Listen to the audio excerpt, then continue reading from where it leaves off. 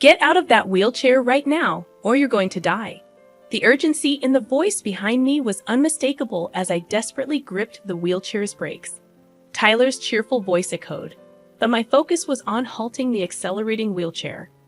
We were meant to celebrate our love that day, but instead, anger consumed me more than sadness. In the struggle against the unstoppable wheelchair, frustration reached its peak. Suddenly, the wheelchair jolted, and I was thrown off, consciousness slipping away. The next day, I woke up in a hospital room, with Tyler tearfully beside me on the next bed. "Amy, you're okay. I got hit by a car, my leg." Tyler's voice cracked with emotion as he revealed his own injury. He pulled off the blanket, revealing his amputated leg. "You're going to help me, right? We're married," he pleaded. I refused. Tyler was dumbfounded, unable to comprehend my rejection. "Who's going to help me then?" he asked, bewildered. I decided to express my feelings. "My name is Amy Moore. I'm a 45-year-old illustrator. I used to be active, participating in national swimming competitions during my student days. But 2 years ago, I fell ill, losing the strength in my left leg. Now I live in a wheelchair. Tyler, you changed after my illness. You started demanding money from my family for accessibility modifications and a helper. When I used my savings for it, you still complained. I can't understand you anymore." Despite his objections, I used my savings and year-end bonus to make our home accessible and hired a housekeeping service. Tyler's constant complaints about the helper's work drove me to the edge. One day, I exploded in anger. "Why do you say such rude things? She's doing her job, and you're only finding faults." The world's value was being underestimated, and the notion of paying for housework seemed peculiar to me. "Why should we pay for it? Have her do it for free," I argued vehemently. Tyler was momentarily taken aback by my intensity, but his face soon twisted into a smirk. To my disbelief, he uttered something unimaginable. "If you insist, then fine," he said, his voice dripping with sarcasm. "I'll deduct the same amount we're paying her from her living expenses." "What?" I felt lightheaded, struggling to grasp Tyler's incomprehensible decision. We'd have been paying the woman in charge around $1,000 a month. Half of that amount came from my own contributions to our living expenses. But now Tyler proposed putting that entire $1,000 into his own pocket instead of the shared household expenses. Our budget was already strained, and if Tyler didn't contribute, I would have to cover the shortfall. In other words, my out-of-pocket contribution would skyrocket from $500 to $1,500, effectively tripling. Holding my temples in frustration, I shot back. "If you deduct $1,000, your contribution to the living expenses becomes $500. Where am I supposed to find the extra $1,000? "Well, it's your decision, so you should pay for it. You're earning, aren't you?" Tyler retorted callously, unfazed by my distress. Unbelievable. It was true that after falling ill, I had bravely ventured into independence and was managing, but my income was only slightly higher than what I earned as a company employee. Another deduction of $1,000 would wipe out my savings entirely. However, Tyler showed no signs of relenting. "Fine, but promise me one thing," he said cheerfully, completely indifferent to my anxiety. "Make sure you save that $1,000 properly. Got it?" With a sinking feeling, I agreed. But beneath the facade of compliance, nothing but anxiety gnawed at my insides. Tyler ceased complaining about the housework agency, but in equal measure, he stopped doing any housework himself. "Hey, even though we're hiring the housework agency, we should still handle the daily chores," I implored, hoping for some semblance of shared responsibility. "Huh," was all Tyler replied, dismissing my concerns with an indifferent shrug. "What are you talking about? We're paying them, so let them do it," Tyler said dismissively, his attitude growing more distant. He started leaving the house more frequently, and when we did interact, his expressions were filled with disgust. The thought of divorce started to cross my mind. One day, out of the blue, he suggested, "Hey, want to go see the cherry blossoms in the botanical garden?" Cherry blossoms. We had barely spoken for 2 months, His sudden invitation left me bewildered. We'd just been passing by each other lately. I thought it'd be nice to talk while enjoying the beautiful flowers, he said, attempting a smile. Relieved by the prospect of conversation, I agreed hesitantly. As we strolled, he pushed my wheelchair, and we engaged in trivial conversation, which somewhat eased my troubled heart. Maybe our recent discord was because we hadn't been communicating enough. Just as I began to entertain that idea, Tyler dropped a bombshell. You know, I'm out of money. I really need your insurance money soon. What? I barely heard his words as my wheelchair suddenly started descending a slope, pushed forcefully by Tyler. Panicked, I desperately reached for the brakes. You better get out of that wheelchair fast, or you're gonna die. Tyler's cheerful voice echoed from behind, even as I struggled to stop the accelerating wheelchair. Fueled by anger, I pulled the wheelchair's brakes with all my strength. The wheelchair screeched to a halt, but it was too late. The tire had caught on something, and I was thrown from the wheelchair. There was a loud noise, and then darkness swallowed my consciousness. When I woke up the next day, I was in a hospital room. Glancing sideways, I saw Tyler crying on the next bed. After a while, he noticed I was awake and spoke with a fake smile. Amy, you're safe. I was hit by a car, and my leg. His emotions escalated, and he tore off his blanket, revealing his body with only one leg attached. You'll help me, right? We're husband and wife, after all, he implored. I refuse, I replied firmly. Tyler was left speechless, unable to comprehend my refusal. Why would you refuse to help me? He stammered. Why should I take care of someone who pushed me down a hill just to get insurance money? I exclaimed, letting out all the pent-up emotions. I regret trusting you. If apologies could fix everything, we wouldn't need the police. My words drained the color from Tyler's face. I continued, not allowing him to interrupt. Weren't you supposed to be saving $1,000 a month for me? What happened to that? I asked accusingly. I am doing that, he replied, his voice shaky. Oh, really? Then use that money to pay for this hospital stay, I challenged him. Tyler stuttered in a panic, realizing he couldn't fulfill his promise. It became evident why I knew his financial situation. I had been managing our accounts. When our relationship was good, I didn't check his finances, but when he failed to deposit the agreed sum, I took matters into my own hands. I discovered he had been sending the money elsewhere, to a woman. I hired a detective and uncovered Tyler's deceitful web. Not only had he cheated on me, but he had also fathered a child with his affair partner. The money he had been diverting was meant as child support for this 4-year-old girl.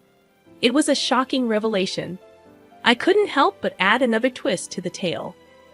You've been supporting someone else's child, Tyler. Have you been visiting her?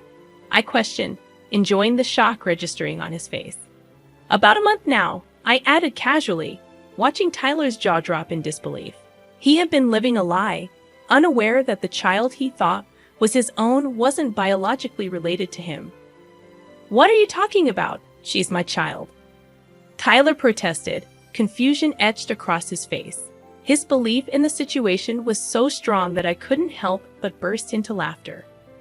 You really thought I was the reason we couldn't have kids?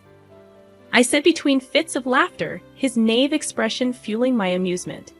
That's a lie. Tyler's face drained of color. In reality, we've been undergoing infertility treatments for 3 years since our marriage, I revealed, explaining that Tyler was the reason we couldn't conceive. But I kept it from you, following my father-in-law's advice. He feared it would shatter you emotionally. Tyler was left stunned, processing the truth. The reality was far different from the world he had constructed in his mind. In his disbelief, Tyler reached for his smartphone and dialed someone's number, probably his affair partner. Hey, did you have an affair? Is the child not mine? He shouted into the phone. Listening to his heated conversation, I couldn't suppress a chuckle. Did you have an affair too? Tyler accused, his voice growing sharper. But my laughter drowned out his words. The call was abruptly cut off from the other end, leaving Tyler fuming. He tried repeatedly to reconnect, but his attempts were in vain. Frustrated, He muttered about his affair partner's greed, seemingly forgetting my presence. I interrupted his tirade. Sorry to interrupt your heated conversation, Tyler, but we're not done talking. His eyes widened in dread, realizing that the conversation was far from over. Tyler's realization that I was there seemed to jolt him back to reality.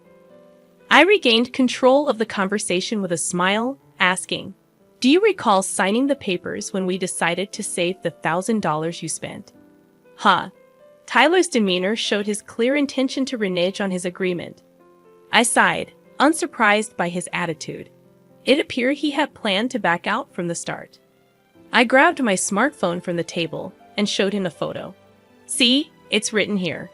In case of misuse, divorce, and the entire amount spent up to the discovered month will be paid to the wife, Amy. That wasn't there, Tyler protested, his frustration evident. Oh, but it's properly checked, and there's a signature too, isn't it? It's even notarized, I countered calmly. Tyler's frustration grew, and he appealed to me desperately. Come on, Amy, I was just possessed. Please don't mention divorce. Besides, I can't afford such a large sum. Divorce is too extreme. I can't handle it. The divorce is settled.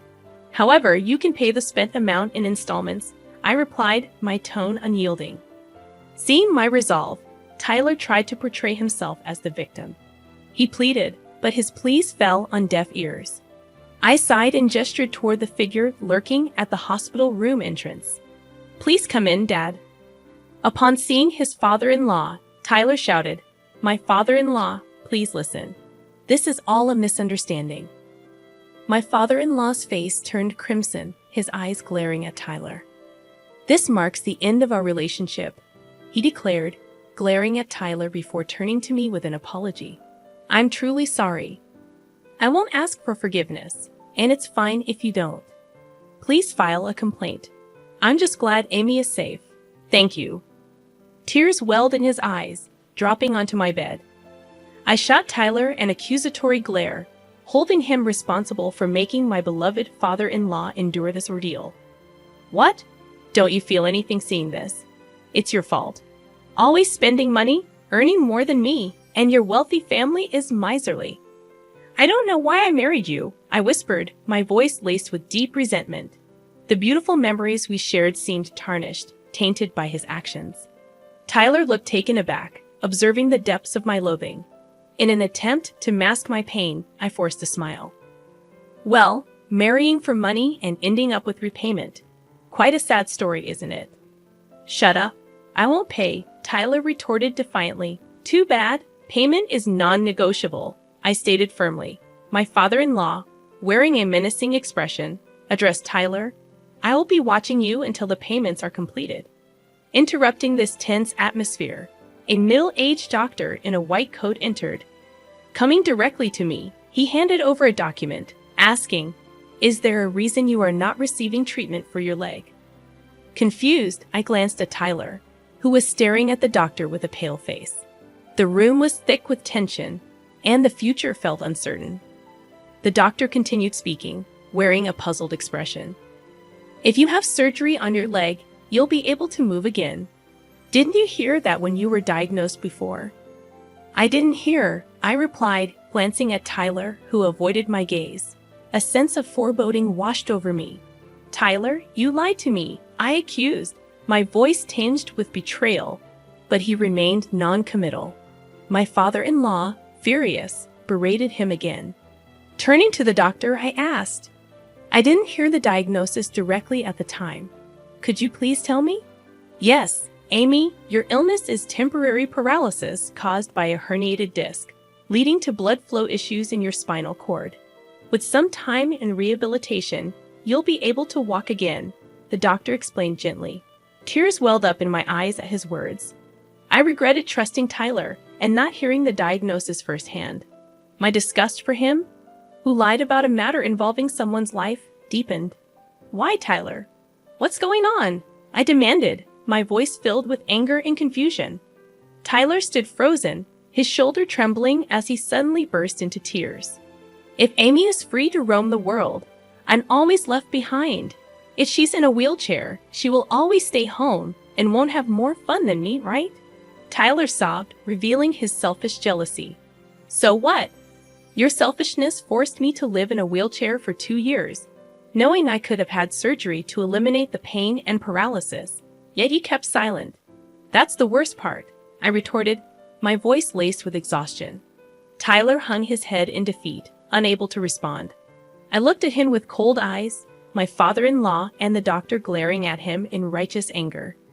May I explain the surgery to you tomorrow? The doctor asked, trying to bring back some semblance of normalcy. Yes, please do, I replied, my voice brightening with newfound hope. The doctor's warm smile gave me confidence in a brighter future ahead. I'll arrange for separate rooms, the doctor stated, but Tyler protested vehemently, refusing to be separated from me. Ignoring him, the doctor informed me, "See you tomorrow," before leaving the room. Amy, you're not really going to divorce me, right? Tyler pleaded desperately. A nurse entered, indicating my move to a different room, ensuring Tyler couldn't easily intrude anymore. Tyler resisted fiercely, his loud refusals ignored. The nurse wheeled me away, leaving Tyler screaming behind me. My father-in-law met my eyes and nodded in understanding, while I bowed my head in acknowledgement. That was the last time I saw Tyler. A few months later, divorce papers arrived through my lawyer, marking the end of our tumultuous relationship. Tyler, once disheartened, now lived under my father-in-law's strict supervision.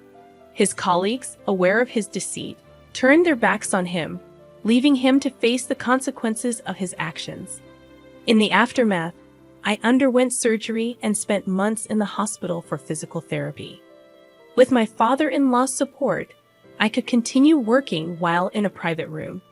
After being discharged, consistent therapy and regular checkups allowed me to walk with a cane. In my daily routine, I began taking walks around the house. Recently, I exchanged contact information with someone I met during these walks, someone who had helped me when I stumbled. We plan to meet for a meal soon. The exhilarating feeling of a new spring fills me with excitement, and these days, the anticipation of a fresh start is unstoppable.